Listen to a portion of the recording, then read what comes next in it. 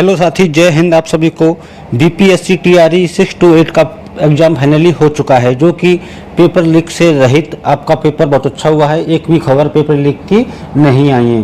तो जो भी मेरे साथी बीपीएससी का एग्ज़ाम देके आए हैं उनके लिए आप आज इसका एनालिसिस कराया जाएगा, जो कि एक सटीक आंसर की के साथ रहने वाला है। एक भी उत्तर आपका बीपीएससी आयोग से अलग नहीं मिलेगा।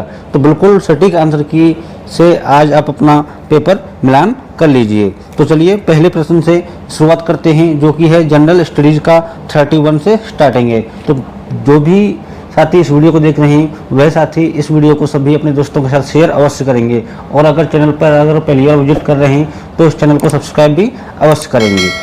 चलिए पहला प्रश्न है आपका 31।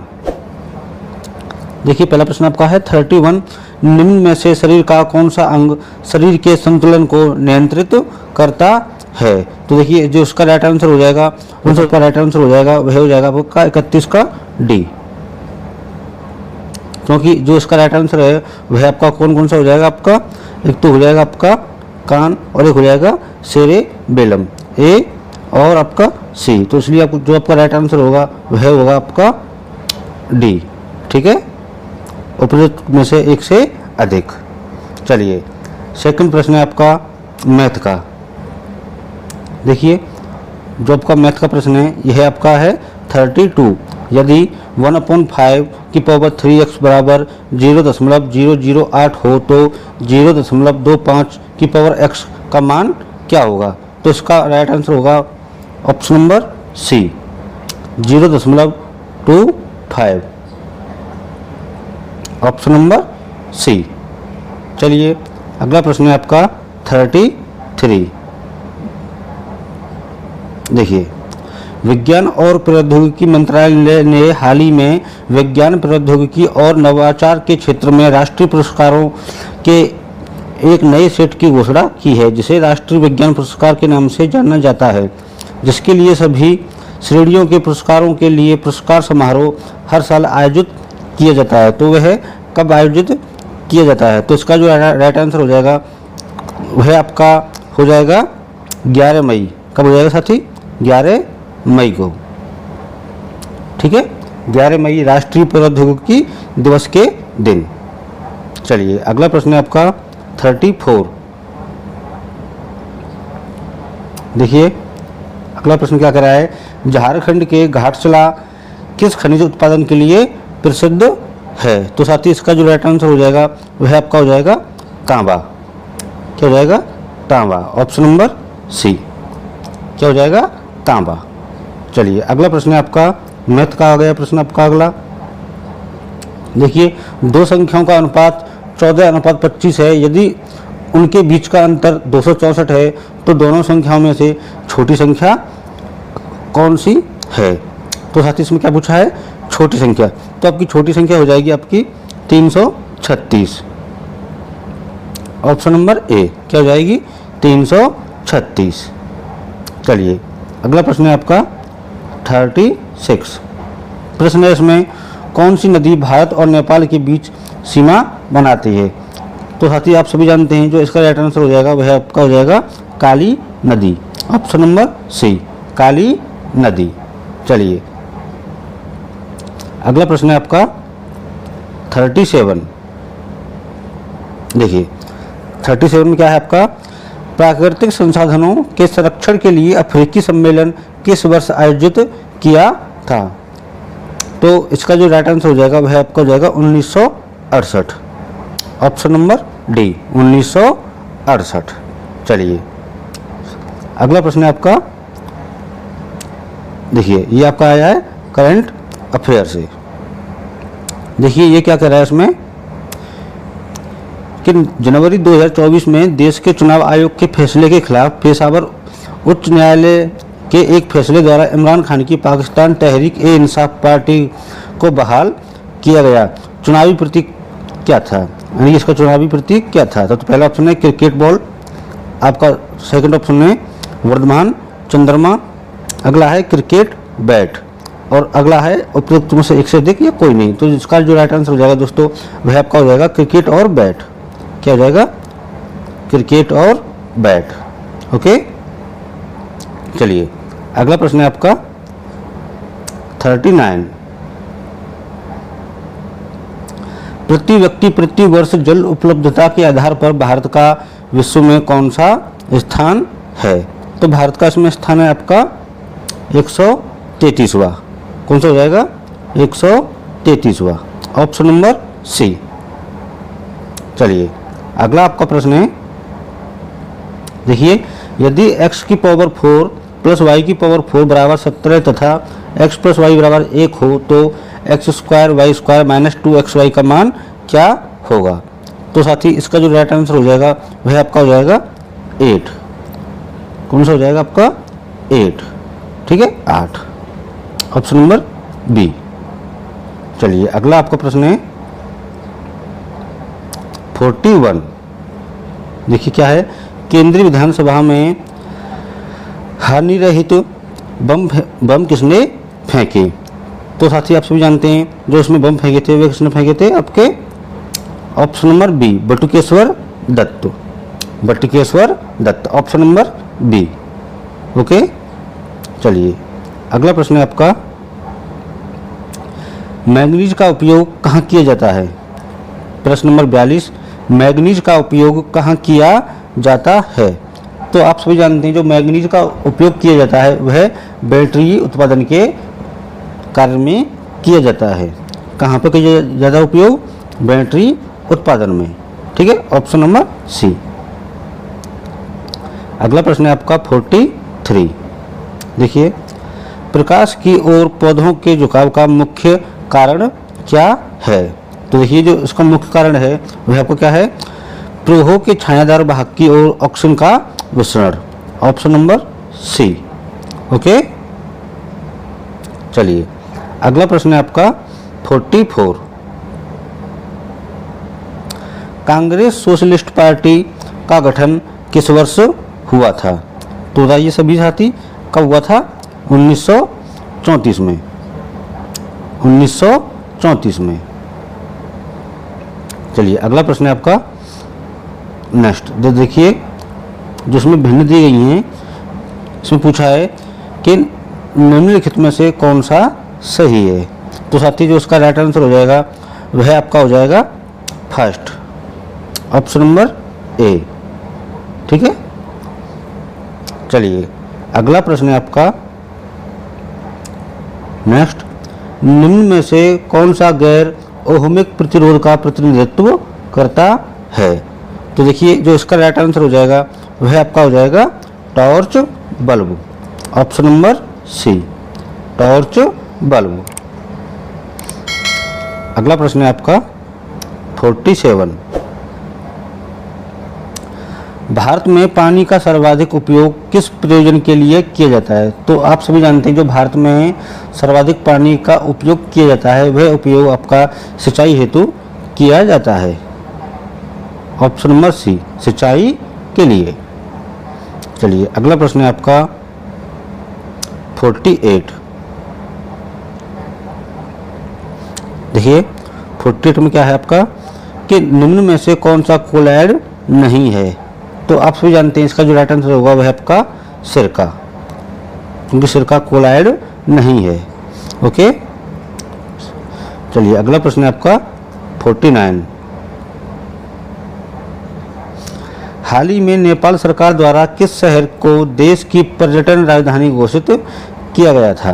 तो आप सभी जानते हैं जो नेपाल सरकार द्वारा, नेपाल का एक शहर है जिसको पर्यटन राजधानी के रूप में घोषित किया गया था। तो जो उसका जो राइट आंसर हो जाएगा वह कौन सा हो जाएगा आपका?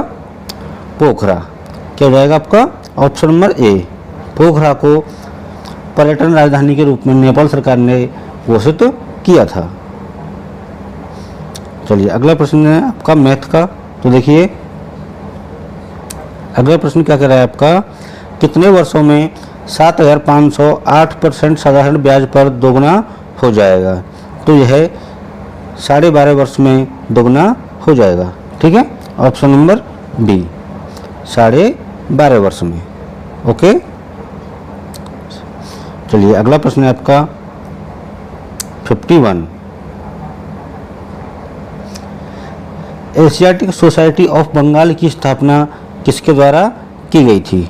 तो यह है आपका सर विलियम जोन्स के द्वारा की गई थी। Option number B, sir William Jones के द्वारा। ठीक है, चलिए अगला प्रश्न है आपका 52। भारत में घड़ियाल प्रजनन केंद्र कहाँ स्थापित किया गया है? तो देखिए, पहला ऑप्शन है आपका उत्तराखंड में, सेकंड है WB यानी कि वेस्ट बंगाल में, अगला है मुरैना मध्य प्रदेश, और अगला है उपरोक्त में से एक से अधिक या कोई नहीं।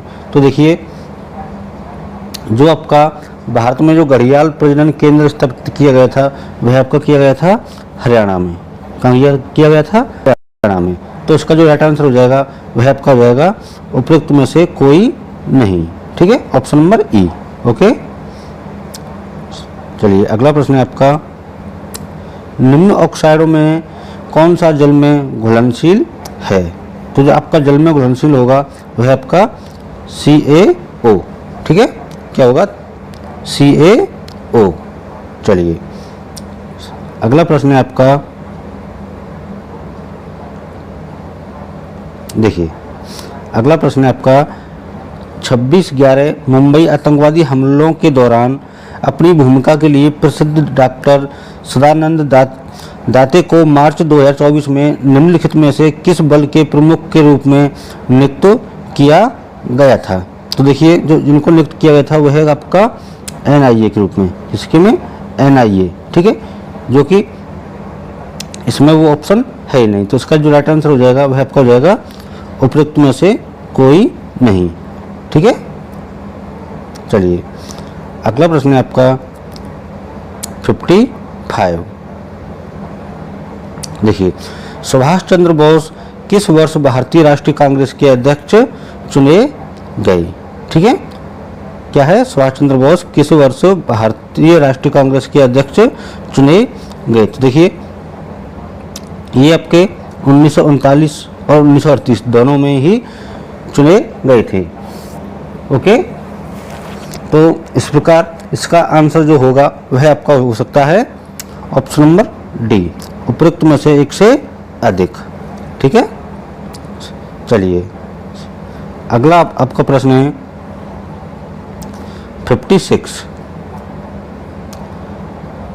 देखिए, विश्व का कौन सा देश अपने संविधान में गर्भपात का अधिकार सुनिश्चित करने वाला पहला देश बना है? तो वह कौन है? फ्रांस। कौन बना है? फ्रांस। चलिए अगला प्रश्न है आपका 57। देखिए, सुब्रमण्यम और नायडू ने राहत कोष में कुछ पैसे दान किए। नायडू द्वारा दी गई राशि सुब्रमण्यम द्वारा दी गई राशि से 125 रुपये अधिक है। यदि उनके द्वारा दान की गई कुल धनराशि 975 है तो सुब्रमण्यम द्वारा दान की गई धनराशि कितनी है? तो आपको बता दूं, जो सुब्रमण्यम द्वारा दान की गई राशि थी वह आपकी कितनी थी? 425। ठीक है, ऑप्शन नंबर बी कितनी जाएगी? 425। चलिए अगला प्रश्न है आपका 58। चलिए 58 में क्या है? देखिए, निम्नलिखित में से कौन सा उन 4 पायलटों में से नहीं है जिन्हें 2024-25 के लिए योजनाबद्ध अंतरिक्ष में इसरो के गगनयान मिशन के लिए अंतरिक्ष यात्री बनने के लिए प्रशिक्षित किया गया है? तो देखिए, पहला है आपका विंग कमांडर शुभांशु शुक्ला, दूसरा है आपका ग्रुप कैप्टन अजीत कृष्णन, तीसरे है आपके ग्रुप कैप्टन PB नायर, और आगे है उपरोक्त में से एक से अधिक या उपरोक्त में से कोई नहीं। तो देखिए, इसमें क्या पूछा है कि उन 4 पायलटों में से नहीं है। तो आपको बता दूं, ये तीनों ही वे थे, लेकिन इसमें पूछा है कौन नहीं है, तो उपरोक्त में से कोई नहीं। तो उसका राइट आंसर हो जाएगा वह हो जाएगा आपका ऑप्शन नंबर ई। ठीक है, ऑप्शन नंबर ई, उपरोक्त में से कोई नहीं। चलिए अगला प्रश्न है आपका 59। हमारे शरीर में मलेरिया परजीवी का भंडारण स्थल है। तो कहाँ पर है आपका परजीवी का भंडारण स्थल? आपके यकृत में। कहाँ पे है? यकृत। ठीक है, चलिए अगला प्रश्न है आपका 60। भारत के राष्ट्रीय पुस्तकालय ने अपनी यात्रा किसके उद्घाटन के साथ शुरू की थी? तो यह की थी मार्च 1836 में Calcutta public library. Option number c, March 1836 में कलकत्ता पब्लिक लाइब्रेरी। ओके, अगला प्रश्न है आपका, श्वास प्रक्रिया के लिए निम्न में से कौन सा कथन सत्य है? तो देखिए, श्वास प्रक्रिया के लिए आपका कथन जो सत्य है वह होगा आपका ऑप्शन नंबर सी, ऊर्जा स्रावित होती है तथा एटीपी के रूप में भंडारित होती है। अगला प्रश्न है आपका, साइमन कमीशन के गठन की घोषणा कब की गई? तो देखिए, साइमन कमीशन के गठन की घोषणा आपकी की गई थी 8 नवंबर 1927। ठीक है, 8 नवंबर 1927 को। तो देखिए, इसमें से आपका कौन सा ऑप्शन है? 8 नवंबर 1928 है या 8 दिसंबर। तो देखिए, जो इसका राइट आंसर हो जाएगा वह हो जाएगा आपका उपरोक्त में से कोई नहीं, ऑप्शन नंबर ई। ठीक है, क्योंकि जो साइमन कमीशन के गठन की घोषणा हुई थी वह 8 नवंबर 1927 को हुई थी, जो कि ऑप्शन में कोई भी नहीं है। तो इसलिए इसका राइट आंसर हो जाएगा वह ऑप्शन नंबर ई, उपरोक्त में से कोई नहीं। अगला प्रश्न है आपका, देखिए यह आपका मैथ का प्रश्न है। देखिए, 0.03125 की पावर -2/5 का मान कितना होगा? देखिए, तो इसका मान हो जाएगा वह आपका मान होगा 4, ऑप्शन नंबर सी। कितना हो जाएगा? 4। ठीक है, अगला प्रश्न है आपका, बिहार दिवस मनाया जाता है, यानी कि बिहार दिवस कब मनाया जाता है? तो देखिए, जो बिहार दिवस आपको मनाया जाता है वह आपका 22 मार्च को बंगाल प्रेसिडेंसी से अलग होने के उपलक्ष्य में मनाया जाता है। तो 64 का आपका हो जाएगा ऑप्शन नंबर बी। ओके, चलिए अगला प्रश्न है आपका 65।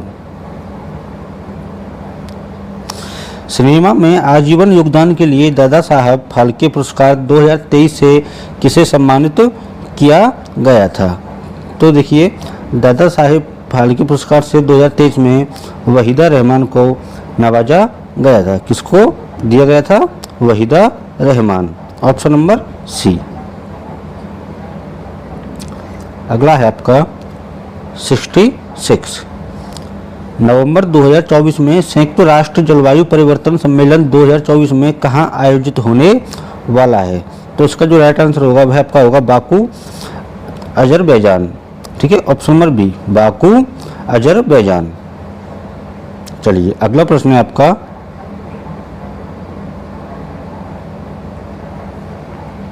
देखिए ये आपका है मैथ का। एक कमरा 8 मीटर लंबा, 6 मीटर चौड़ा और 10 मीटर ऊंचा है, तो कमरे में रखे जा सकने वाले सबसे लंबे खंभे की लंबाई कितनी होगी?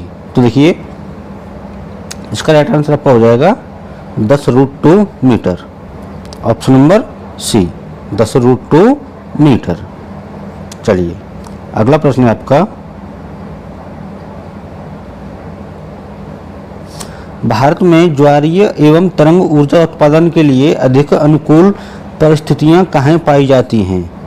तो इसका राइट आंसर आपका हो जाएगा खंबात की खाड़ी, ऑप्शन नंबर डी, खंबात की खाड़ी में। ओके, अगला प्रश्न है आपका, सड़क प्रकाश में उपयोग आने वाले बल्बों को जोड़ा जाता है, तो इसका राइट आंसर आपका हो जाएगा समानांतर क्रम में, ऑप्शन नंबर सी, समानांतर क्रम में।